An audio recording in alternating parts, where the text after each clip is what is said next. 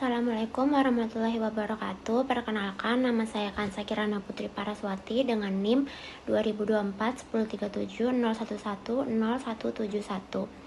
Pada video ini saya akan mempresentasikan review jurnal mengenai Software Development Life Cycle atau SDLC tradisional, khususnya model waterfall. Dan kali ini jurnal yang akan saya review itu berjudul Implementation of the Waterfall Method in Designing and Building an Income and Cost Management Information System.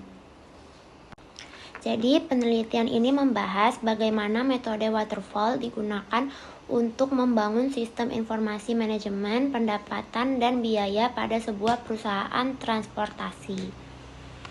Langsung saja masuk ke penjelasan SDLC, yaitu Software Development Life Cycle, merupakan proses atau tahapan yang digunakan dalam pengembangan perangkat lunak secara sistematis, mulai dari tahap perencanaan hingga pemeliharaan sistem.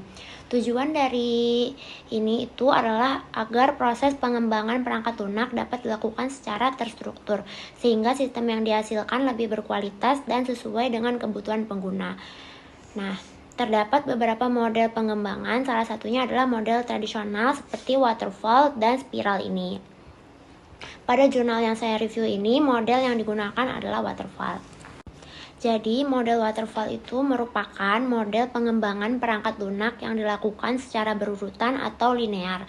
Artinya, setiap tahap harus diselesaikan terlebih dahulu sebelum melanjutkan ke tahap berikutnya. Tahapan dalam metode ini terdiri dari beberapa langkah. Tahap pertama adalah recruitment analysis, yaitu proses mengidentifikasi kebutuhan sistem yang akan dibuat. Dan tahap kedua adalah sistem desain, yaitu merancang struktur sistem, database, serta tampilan atau interface aplikasi. Dan tahap ketiga adalah implementation, yaitu proses pembuatan atau pengkodean program. Dan tahap keempat adalah testing, yaitu proses pengujian sistem untuk memastikan semua fungsi berjalan dengan baik.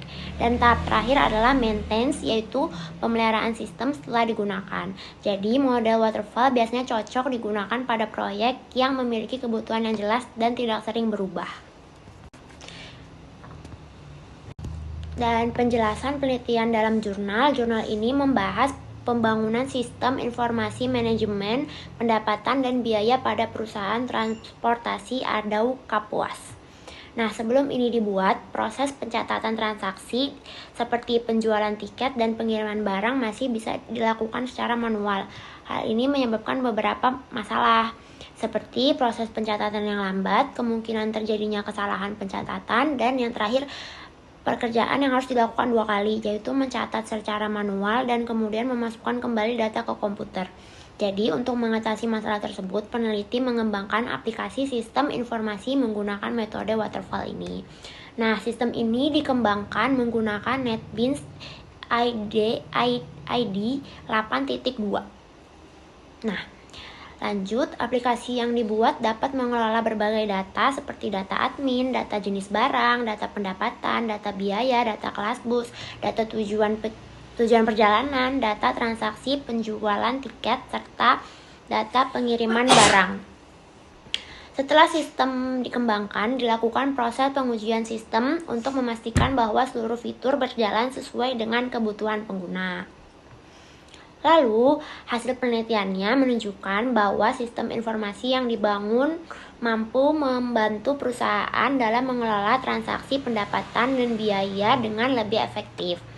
Sistem ini dapat menghasilkan beberapa laporan penting seperti laporan penjualan tiket, laporan pengiriman barang, laporan pendapatan, serta laporan pengeluaran biaya.